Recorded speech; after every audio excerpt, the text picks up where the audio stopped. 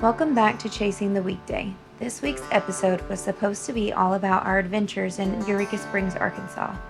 But after the adventure of just getting there, we decided we wanted to share a little bit about how the new truck and RV did, as well as what they weigh and some of the adjustments we had to make along the way.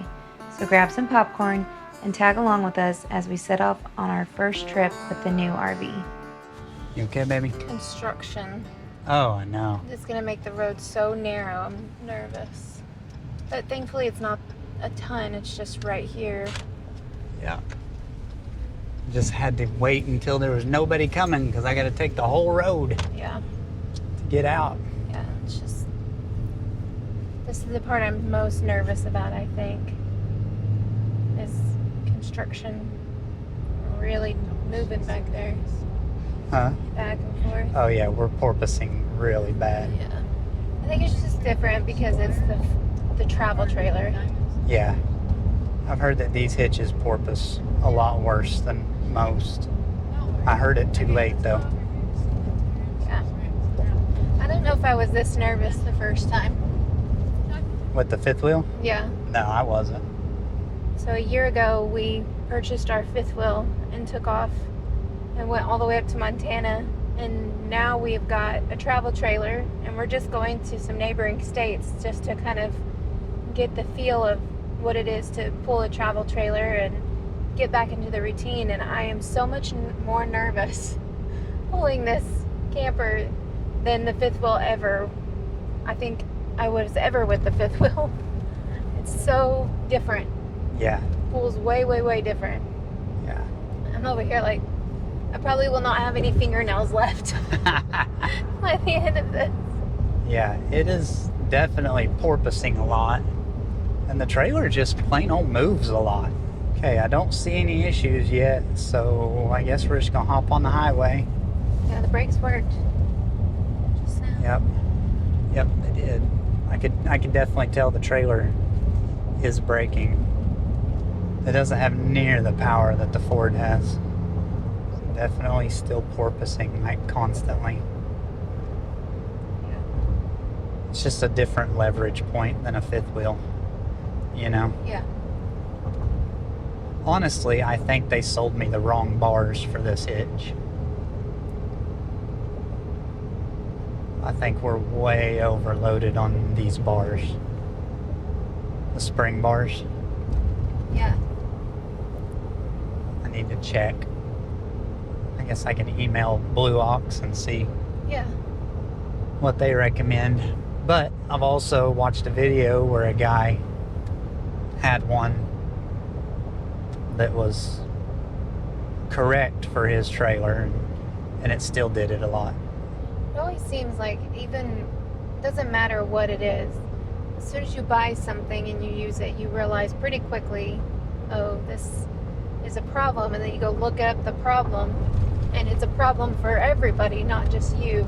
Yeah. And so it's so frustrating because you're like, man, if I had just found that before, I would have been able to pick something different, but you just can't anticipate some of the issues. And even when you put in like for reviews, it doesn't always bring up the real issues. A lot of people love these hitches right here, which is why I chose it. But then I started digging into it more on how to adjust it correctly to help how it tows. And kind of learned that it might not be the best hitch for what we're doing.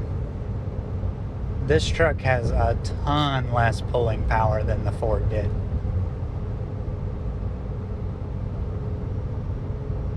Like a lot less. You can feel it. Oh my gosh, I had to downshift going up that hill. I'm still downshifted. By the numbers, it does not. It has more torque, which is what I needed back there for that hill. And it just did not have it.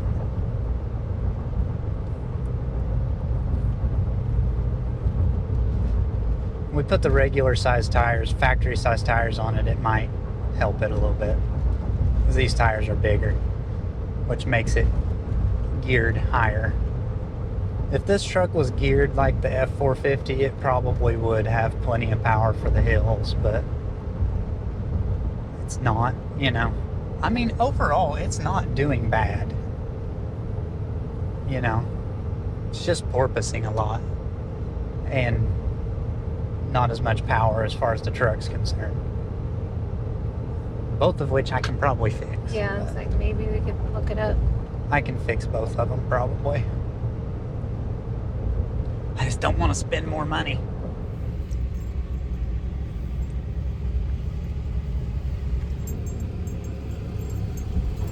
Okay. What's it say? It says 21.2 total. So here's what we got. So the trailer axles are underweight by 1,000 pounds, so 500 each, which is muy bien. Yes. Okay.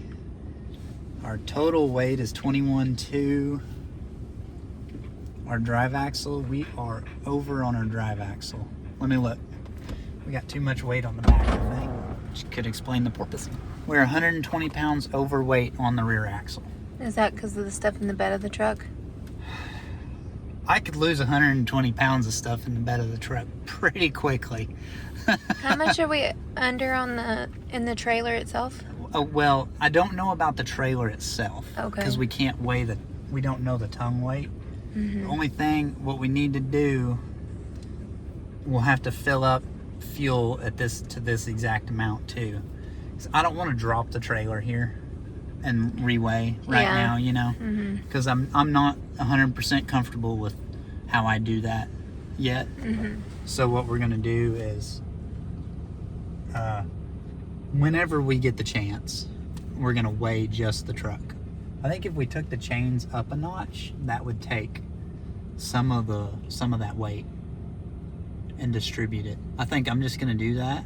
I'm gonna take them up one more notch right here, and then I'm going to go back across the scale and do a reweigh.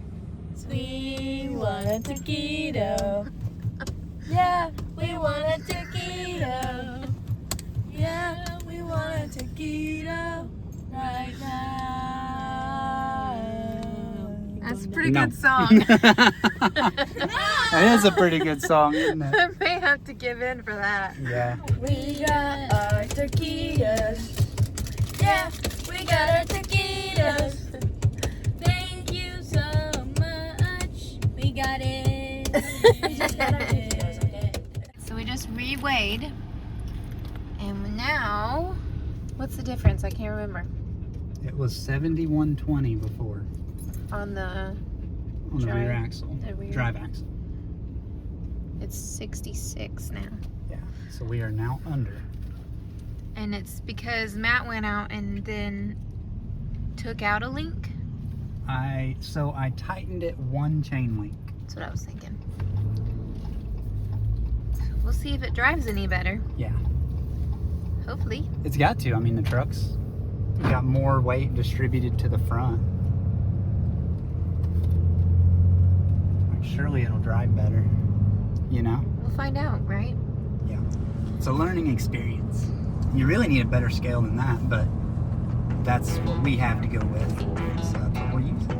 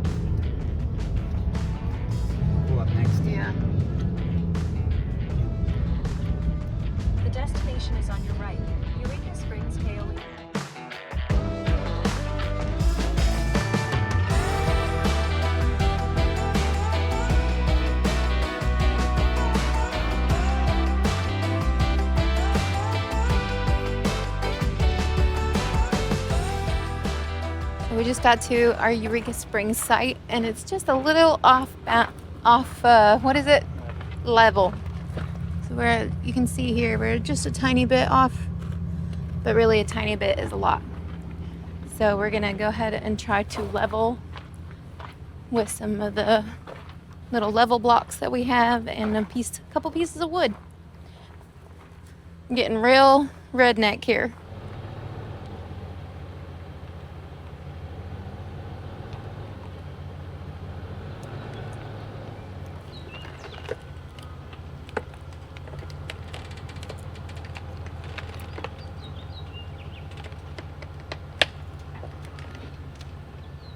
I call that just about perfect. Seriously? Yeah, you should come look. Okay, I will. We almost need to come up one more block right there. Man, you put me on there perfect. That's perfect, babe. Good job. I try. I can fit. This is a very long cord. Yeah.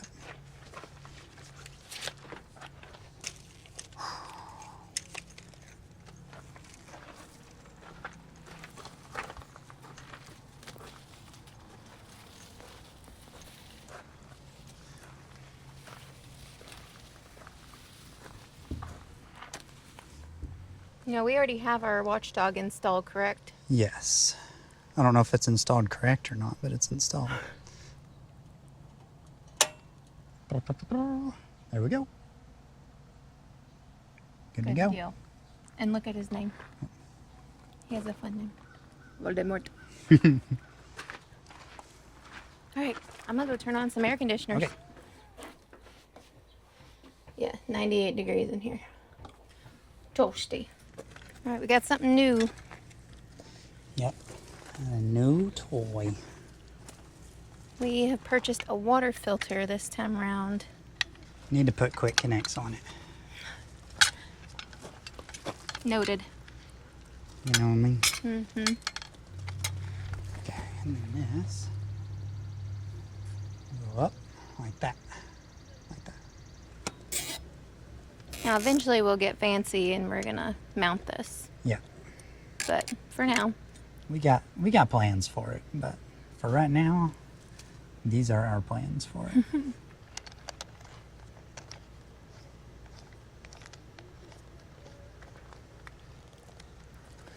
Okay. That's pretty janky right there. That's redneck as all get out. I said we're doing all kinds of things redneck today. We got zip ties, we got wood blocks. Some campgrounds will have extremely high water pressure, so it's always good to have one of these.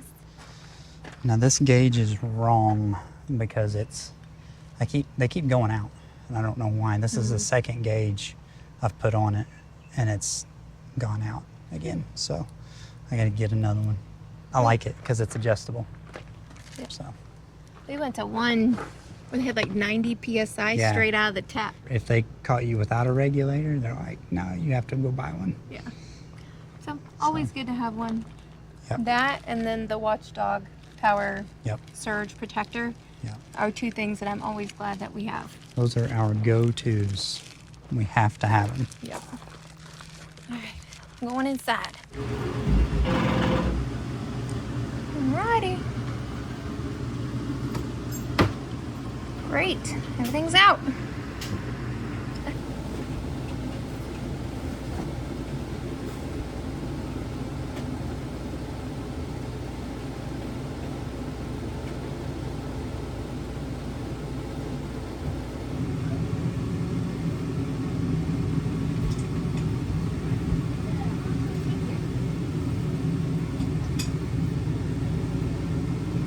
Alright, so we had just got home, we unloaded the camper, and now we're driving back to Siloam Springs so that we can weigh our truck. So we'll go up here to this cat scale, and it's the same cat scale that we weighed on the way there, and we will weigh the truck as is and see what the difference is between us pulling the trailer and us just the truck. Yeah. And we're going to put the same amount of fuel in it that was in it. I don't think I'm going to get decent here. Just gonna weigh. I think I'm just going to weigh. Oh my. I don't know. I might get a little bit, but Too much. Wait, didn't we get our taquitos here? Okay, we just filled up with a little bit of diesel because diesel is outrageously expensive here. But we still wanted to make sure that we were at the 3/4 of a tank that we were before when we weighed. Yeah, we're a little under, so give me about 20 pounds and we'll call it a day. So we've got the scale, got the app pulled up. It already knows where we're at. We don't have to tell it. We just have to hit confirm.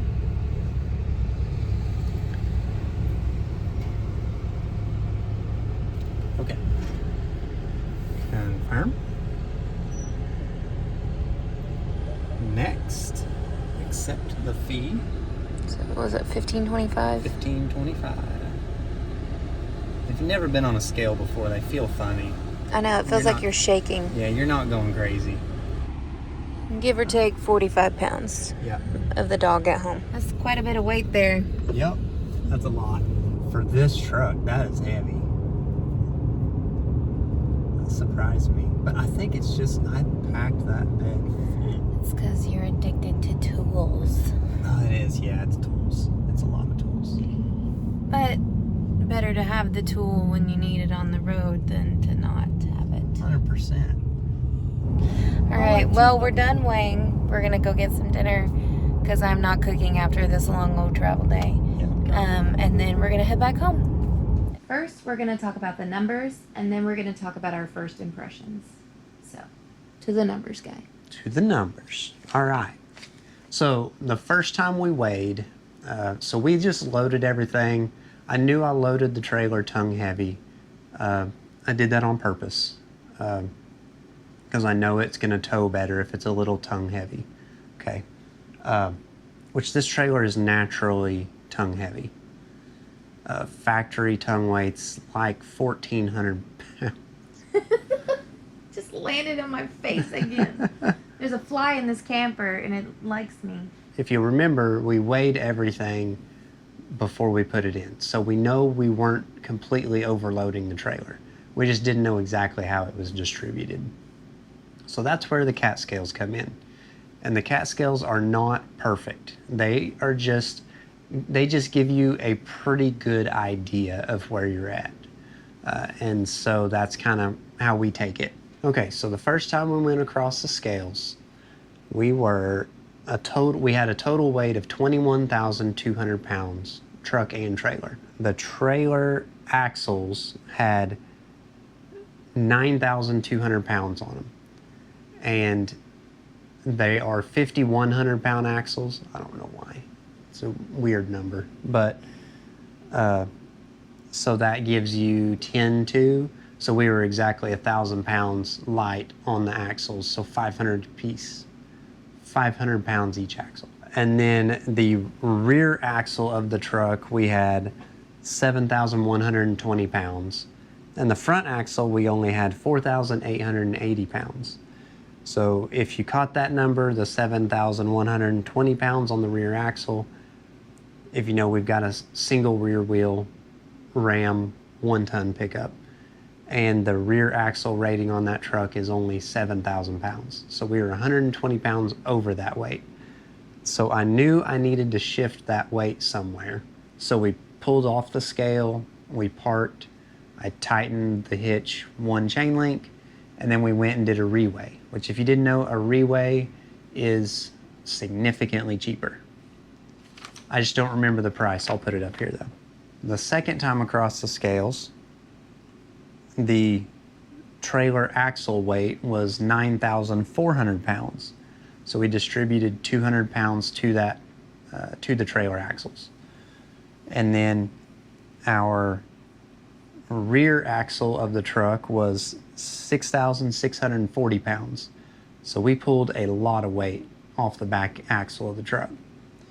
And that got us under our 7,000 pound axle weight rating. And then we put some weight on the front too. Oh my gosh, that fly. Did it just go up your nose? No, it tried to. So that took a lot of weight off the rear axle of the truck.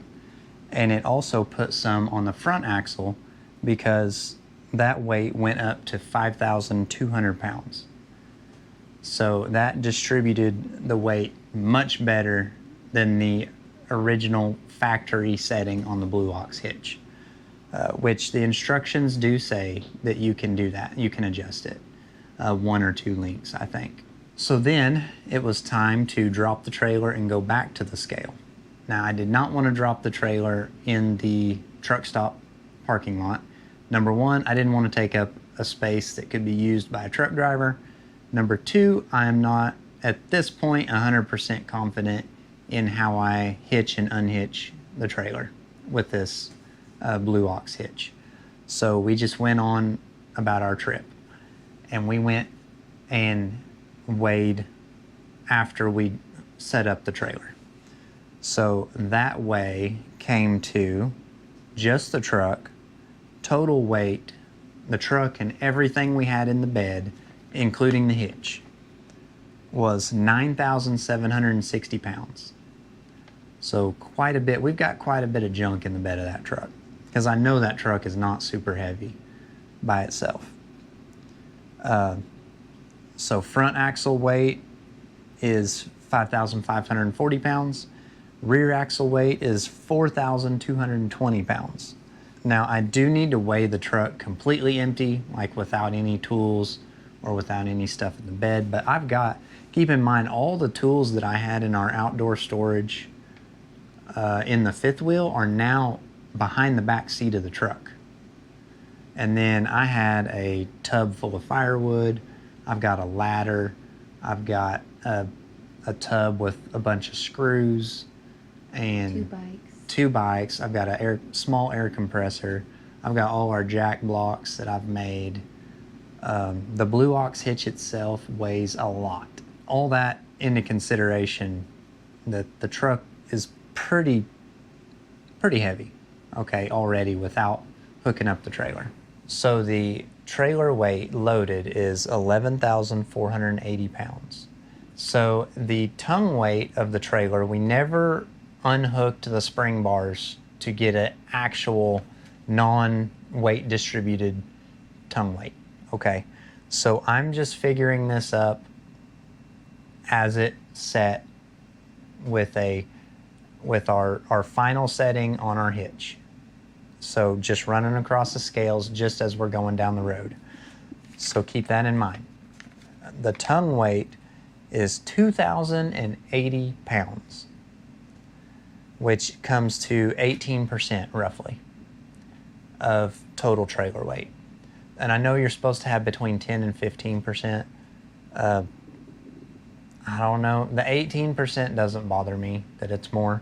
I guess my only concern is if I keep it at this weight, am I eventually going to mess something up? Also, I definitely want to stay at least at 15% tongue weight. I don't want to drop below 15%.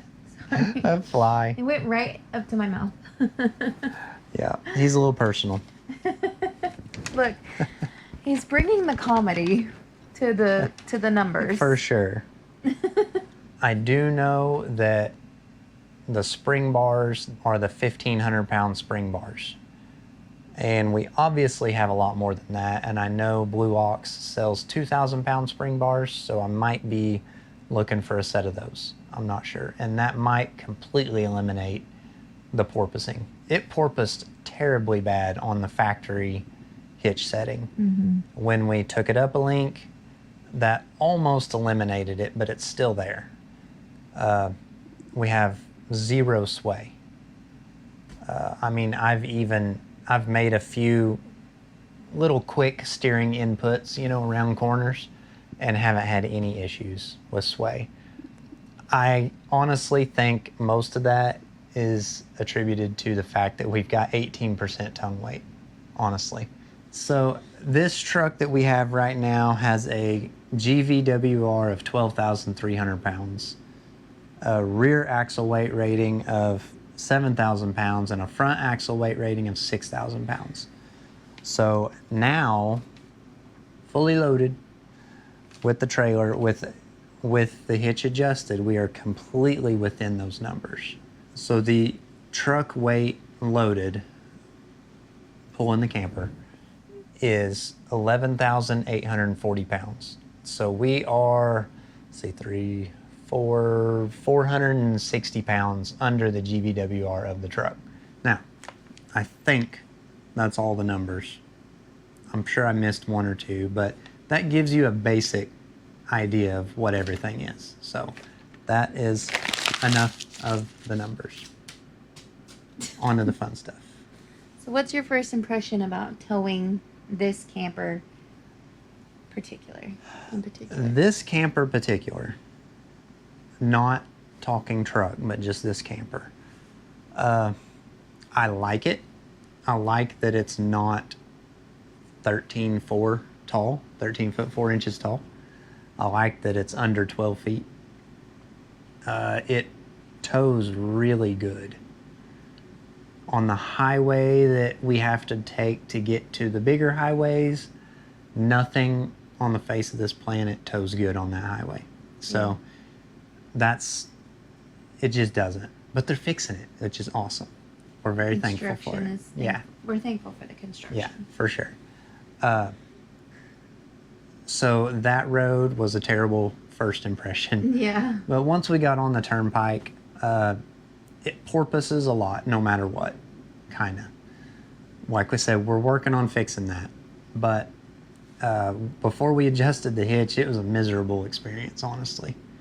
I said many times I did not like it at all. And I was already like, what have we done? I think I'm ready for a fifth wheel again. Both of our fifth wheels that we had with every truck we had only porpoised on like bridge joints. And that was it. When you got it going, then it would. Yeah. This one is just like all the time almost, it felt like. For sure. It felt like it was jerking the truck. It was, yeah, like you were constantly doing this. Yeah. You know, like riding the waves in a boat, you know. But yeah, after you fixed it, it definitely was much better. Yeah. I do like the fact that it seems to be much easier for you to back this trailer than other. Oh, yeah. You know, get it in and out of places a little bit easier. Yeah. It is strange because I've mostly pulled goosenecks and fifth wheels. I haven't pulled a tag trailer or a bumper pull trailer in a long time. I was amazed at how easy this trailer was to back in.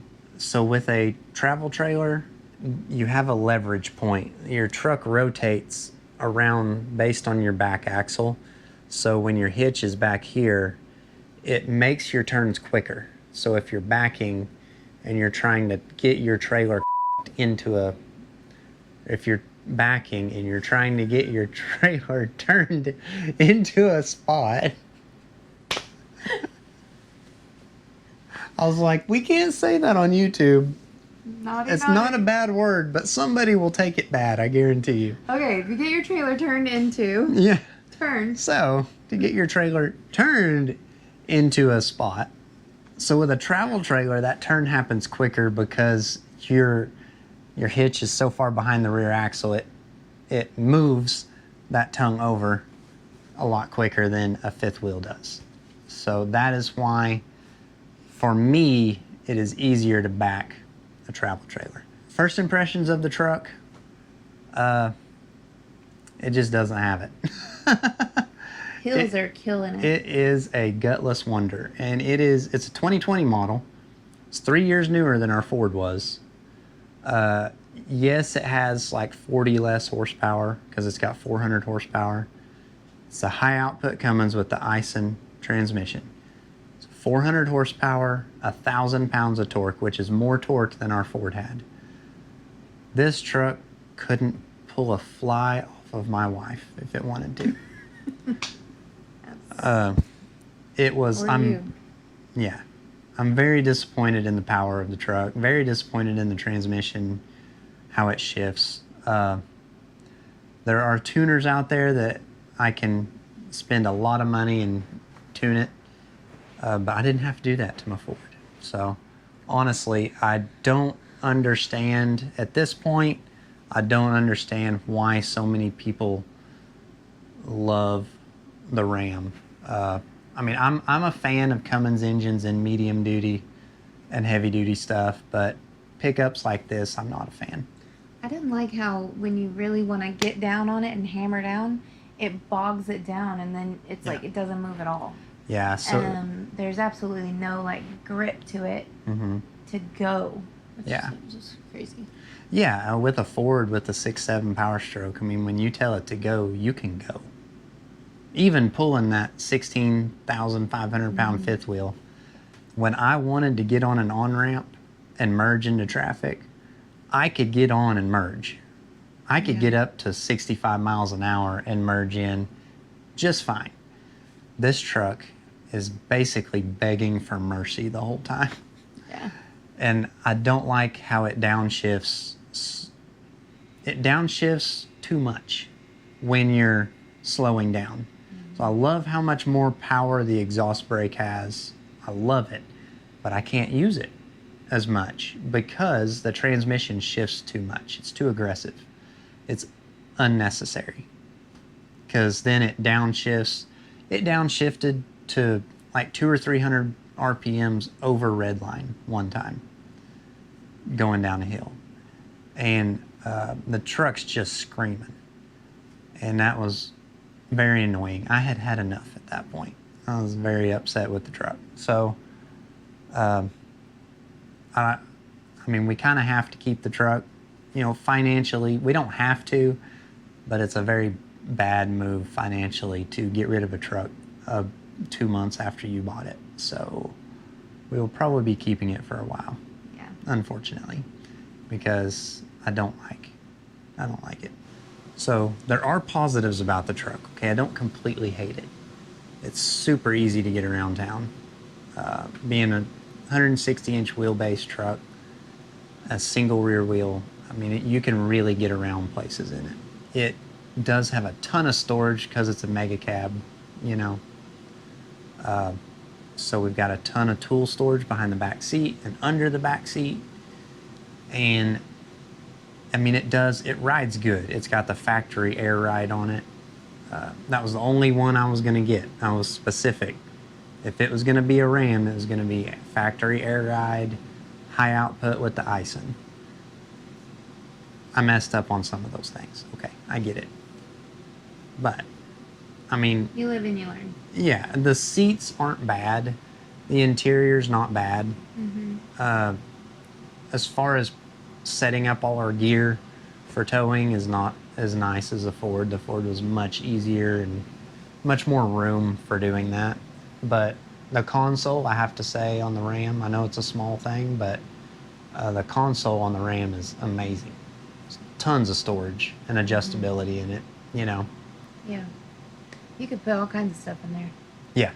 Yeah. So, I mean, there are a ton of really positive things about this truck that I love. Yeah. You know. It's like with anything, you don't know what you're getting into until you really like put it through the paces. Yeah. We can test drive vehicles all day long, but if we don't hook it up to a trailer and drive with a trailer that's loaded, we don't really know what it can and can't do. Yeah. And so we just have to give our best guess at what it can perform like. Right. And exactly. Sometimes you get it right and sometimes you don't. Yep. Yep, that's right. And this time we got it wrong. I think it's because when we bought the F450, it was it. You know, for Well, what we did, it was yeah. for what we were doing. Yeah. Not for this, but for what we were doing at that time. Yeah. It I worked. mean, it was like we had no issues with it whatsoever. Yeah. You know. But it could just be a matter of making some adjustments and figuring Yeah. out weight distribution, and then maybe it'll Yeah. do a little better. We'll see. Yeah. Then a little bit of tuning, a little bit of go fast parts. Yes. It has to have go fast parts, We guys. gotta fix it. This truck stock is horrible. Yeah. It's like Good. a Volkswagen compared to that Ford. It could not. It can't. It just bogs down. So Mhm. it's gotta Yeah. have some adjustments made there. I think a lot of the issues are related to the transmission, but also when the transmission is working, because I do a lot of times now I have to use the gear limit switches to keep the RPMs up relatively high, especially pulling through the hills and stuff. So even then, it doesn't have enough power really. And this is not a heavy trailer. I can't imagine towing the maximum with it. Maybe At all. we'd be like going 10 miles an hour up the Yeah, hill. yeah, it wouldn't do it. I mean, Yeah. maybe downhill. Yeah. Yeah. Be pedaling like Fred Flintstone. Yeah. All right, you didn't expect this video. We're sorry for those of you that were expecting a video about Eureka Springs. Next week, we will go and show you all the great things that we did in Eureka Springs. We had such a great time there. We got to go to a cave and exploring downtown, and even show you a little bit of hanging out at the RV park that we've stayed at. Yeah. If you really want to know what we ended up doing in Eureka Springs, Arkansas, you can hit the subscribe button. Don't miss anything that we post. We really appreciate it when you do subscribe. Helps give us a little morale boost, as well as getting us closer to that goal that we set for ourselves of reaching 1,000 subscribers. We are getting so close. So thank you guys so much, and we'll see you guys next week. All right, see ya.